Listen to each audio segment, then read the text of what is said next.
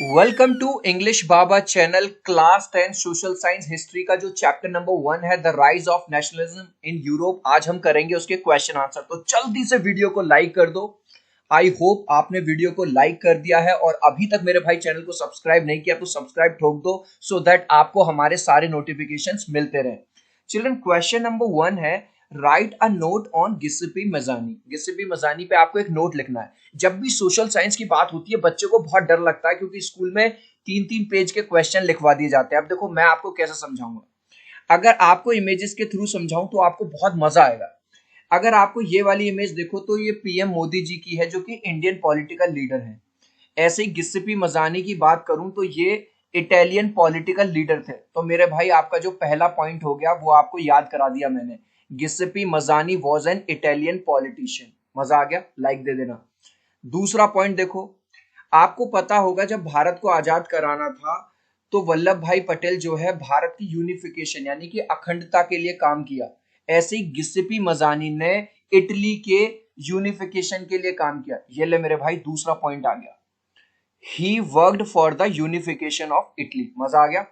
Third point देखो, आपको पता है जब भारत को आजाद कराना था तो सुभाष चंद्र बोस ने आजाद हिंद फौज बनाई सीक्रेटली। और ऐसे ही गिस्सिपी मजानी ने भी चुपचाप काम किया क्योंकि वो अपने देश से बहुत ज्यादा प्यार करता था। He was a true patriot but the conditions were not in favourable at that time were not favourable at that time so he had to work secretly. ठीक है, तो गिस्सिपी मजानी एक सच्चा देशभक्त था। कंडीशंस ठीक नहीं थी तो उसको सीक्रेटली काम करना पड़ा। ही became a member of the secret society. Secret society का मेंबर बन गया। Later on he founded 2 more underground societies. और बाद में जाके उसने 2 और सोसाइटीज बना दी। अंडरग्राउंड सोसाइटीज मतलब जो छुप छुप के काम करते थे। बस चिल्ड्रन ये पांचों पॉइंट लिखाना मेरे भाई और तुम्हारे 5 नंबर पक्के हो गए। क्वेश्चन नंबर 2 देखो, right a note on count Camillo D Cavour. आपको काउंट कैमिलियो डी कैवर पे एक नोट लिखना। अब देखो मैं आपको कैसे रटाऊंगा अभी के अभी। ये थे हमारे भाई साहब काउंट कैमिलियो डी कैवर। बहुत ज्यादा चालाक थे भाई साहब, बहुत बड़े अपॉर्चुनिस्ट। अपॉर्चुनिस्ट क्या होता है? मौका परस्त, जो भाई साहब जरूरत पड़ने पे गधे को भी अपना बाप बना ले। ठीक है, गो विद द फ्लो, जो भी पावर में होता था ये उसके साथ जाते थे। बस ये 3 पॉइंट आपने याद कर लिए। अब इसी बात को अपने वर्ड्स में लिख देंगे। देखो ये जो फर्स्ट 2 पॉइंट्स हैं, अगर मजा आ जाए तो लाइक दे देना। ये मैंने डिट्टो वही उठाए हैं जो गिस्सिपी मेजानी के लिए उठाए थे।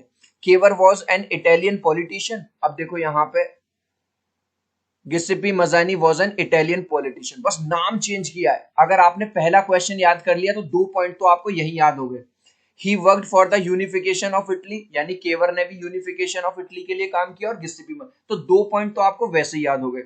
अब बात करते हैं तीसरे पॉइंट की। ही was a real politician. He allied, यानी अलाइड का मतलब होता है फ्रेंडशिप करना, विद फ्रांस व्हेन नेसेसरी। अभी हमने क्या देखा था कि भाई साहब मौका परस्त था, जरूरत पड़ने पर गधे को भी बाप बना लेता था।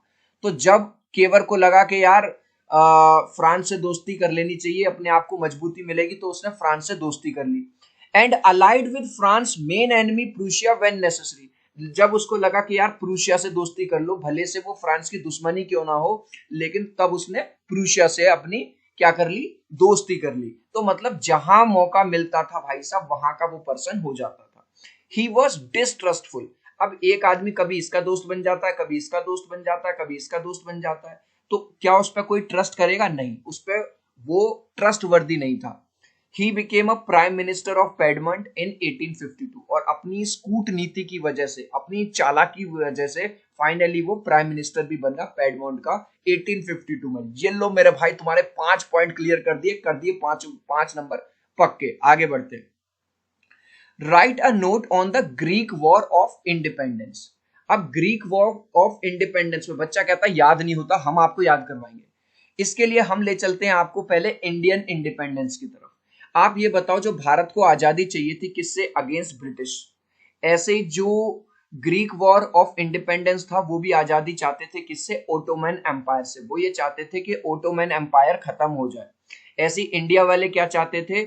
जो इंडियन रिवॉल्यूशनरी थे, भारत के जो क्रांतिकारी थे, उन्होंने लड़ाई लड़ी और अंग्रेजों को भगाया। ऐसी जो ग्रीक रिवॉल्यूशनरी थे, मतलब ग्रीक के जो क्रांतिकारी थे, वो भी ये चाहते थे कि ओटोमन एम्पायर यहां से भागे और प्रॉपर एक नेशन बने। ठीक है, इसके बाद अगर मैं बात करूं एम की मेरे दोस्त, भाई भारत वाले क्या चाहते थे? भारत वाले ये चाहते थे कि ये जो अंग्रेज हैं यहाँ से जाएं और हमारा स्वराज, यानी कि हम अपने देश पे खुद राज करेंगे, हम अपने रूल बनाएंगे, रेगुलेशंस बनाएंगे, अपना लॉ बनाएंगे। ऐसे ही ग्रीक वाले क्या चाहते थे? भाई साहब ये ओटोमन एम्पायर जो है यहाँ से भागे और हम अपने देश को, ग्रीक एम्पायर को खुद से चलाएं और खुद से। आ गया मजा? अब इसी बात को जो मैंने आपको समझाई है उसी बात को अपने वर्ड्स में लिख देंगे। Greek war is also called Greek revolution.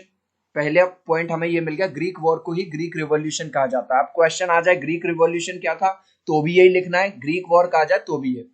अब देखो इंडियन वॉर किसने लड़ा था? इंडियन इंडिपेंडेंस वाला। यहाँ पे मैंने अभी आपको दिखा था इंडियन रिवॉल्यूशनरी, महात्मा गांधी, जवाहरलाल नेहरू, है ना, सुभाष चंद्र बोस। और ये वाला भाई ग्रीक वाला है, तो कौन लड़ेगा? It was fought by Greek revolution. 2 point clear हो गए मेरे बच्चे को।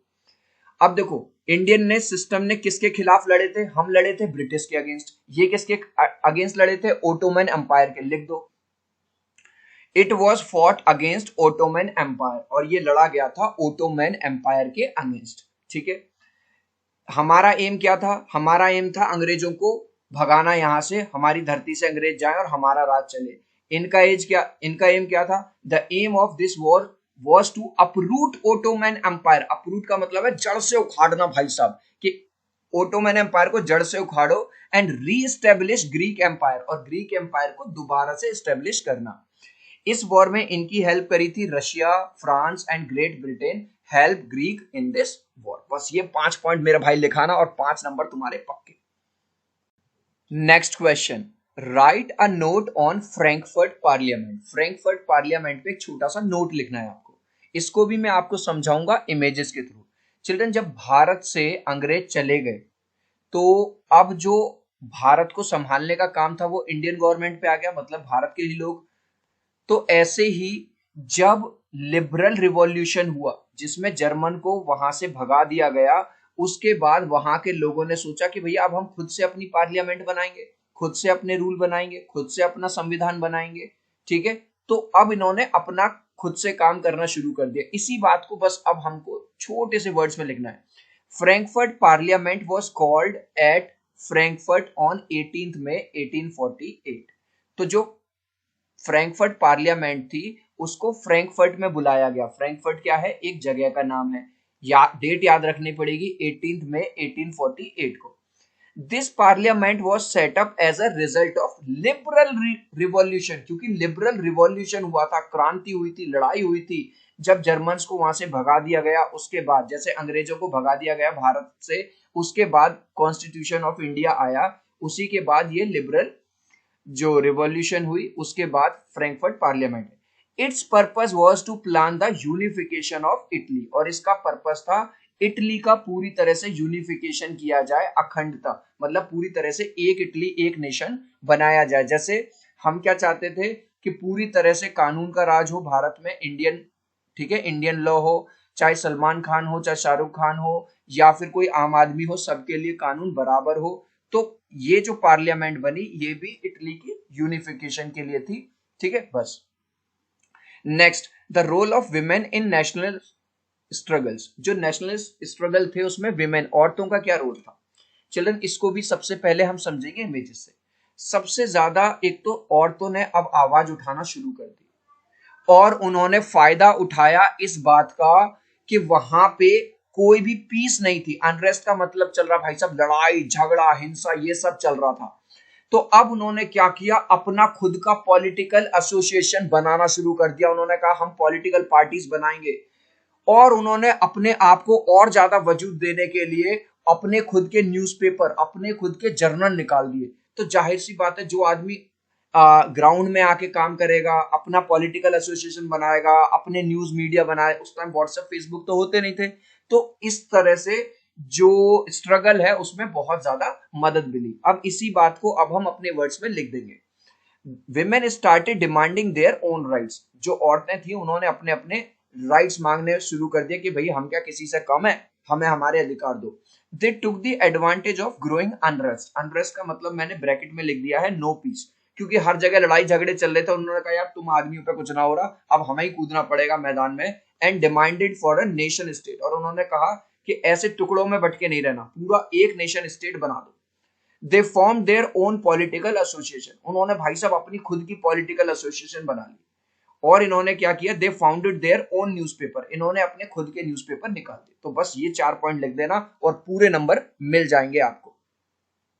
चिल्ड्रन, अगर आप मुझसे बात करना चाहते हो तो मुझे इंस्टाग्राम पे फॉलो कर लो, englishbaba.eb, और मैंने जो लिंक है वो डिस्क्रिप्शन में भी डाल दिया है। अगर आप चाहते हो हमारे टेलीग्राम ग्रुप से जुड़ना, जिसमें 3800 से ज्यादा बॉयज एंड गर्ल्स हैं ऑल ओवर इंडिया से, तो टेलीग्राम ग्रुप का भी लिंक मैंने डिस्क्रिप्शन में डाल दिया है, मुझे ज्वाइन कर लो। Next question, what steps did the French revolutionaries take to create a sense of collective identity among the French people. अब भाई साहब जो फ्रेंच के क्रांतिकारी थे फ्रांस के, उन्होंने लोगों में जो देशवादी बातों को भरने के लिए क्या क्या चीज यूज किया, क्या स्टेप उठाए, इसका आंसर समझने से पहले हम पहले भारत की बात करेंगे। चिल्ड्रन, आप देखते हो हर जगह भारत में, आप कहीं पे भी जगह जगह जाते हो, इंडियन फ्लैग लगा रहता है। जैसे ही आप इंडियन फ्लैग को देखते हो एक देशभक्ति सी मन में आती है या नहीं? तो भाई साहब फ्रांस वालों ने भी यही किया, जगह जगह अपने नया फ्लैग इंट्रोड्यूस कर दिया, और ताकि लोगों में मतलब देशभक्ति की भावना जगे। चिल्ड्रन, आज भी हम कोई देशभक्ति वाली पिक्चर देखते हैं जिसमें कोई नारा सुनते हैं, कोई हायमान इंकलाब जिंदाबाद इंकलाब, तो हमारे अंदर देशभक्ति की एक भावना जग जाती है। तो ऐसे उन्होंने भाई साहब नए नए हायमन बना दिए, है ना। और जैसे अभी भारत की नई राष्ट्रपति बनी है द्रौपदी जी कोविंद जी के बाद, तो जब भी उनको शपथ दिलाई गई तो वहां पे भी फ्रांस वालों ने शपथ दिलाना शुरू कर दी कि तुमको अपने देश की कसम है, तुमको इस मिट्टी की कसम है। तो ये सारे स्टेप उन्होंने उठाए अपने देश के लोगों में देशवादी बातों को, देशभक्ति की जगाने के। इसी बात को बस हम सिंपल वर्ड्स में लिख देंगे। अब देखो सर ने, यानी कि मैंने क्या किया है, पूरे मार्क्स मिलेंगे, क्वेश्चन भरना कैसे है। द फ्रेंच रिवॉल्यूशनरीज पूरा का पूरा मैंने यहीं से उठा दिया, फ्रेंच रिवॉल्यूशन, बस एक 3 वर्ड लिखे हैं। टुक नंबर ऑफ स्टेप्स, उन्होंने कई सारे स्टेप्स उठाए, काय के लिए, to create a sense of collective identity. पूरा क्वेश्चन से, to create sense of collective identity. यार अब तो लाइक कर देना मेरे भाई, अब तो चैनल को सब्सक्राइब कर देना, 6 दिन लगे हैं तुम्हारे लिए ये बनाने में। पूरा का पूरा मैंने यहीं से उतार दिया, देख लिया। ऐसे क्वेश्चन तुम्हें पूरे यूट्यूब पे नहीं मिलेंगे। अब इसके बाद क्या क्या स्टेप उठाए। Number 1, a new flag was introduce, भाई साहब नया फ्लैग इंट्रोड्यूस कर दिया कि तुमको हमारे झंडे की कसम है। न्यू हाइमन्स वर कंपोज, नए नए, जैसे हमारे यहाँ इंडिया में इंकलाब जिंदाबाद वगैरह, ऐसे उन्होंने भी अपने नए नए हाइमन बना दिए, नारे बना दिए। Oaths were taken in the name of nation, जैसे हमको कहते हैं ना कि तुमको भारत माता की कसम है, तुमको इस मिट्टी की कसम है, और ऐसे ही मतलब कस्में खिलवाई जाने लगी। French was made the common language, और फ्रेंच को कॉमन लैंग्वेज वहां की बना दिया गया। तो ये सारे स्टेप्स उन्होंने उठाए वहां के लोगों में जो देशभक्ति बातें हैं वो डालने के लिए। देखो, who were Marianne and Germania, What was the importance of the way in which they were portrayed? Marianne और जर्मेनिया कौन थे और उनकी क्या इंपॉर्टेंस थी, किस तरह से उनको पोर्ट्रे किया गया, इसका भी आंसर देने के लिए पहले हम इमेजेस का यूज करेंगे। चिल्ड्रन, आपने अपने स्कूल वगैरह में प्रोग्राम में देखा होगा, एक भारत माता बनती है, एक लड़की, और हम नारे लगाते हैं भारत माता की जय।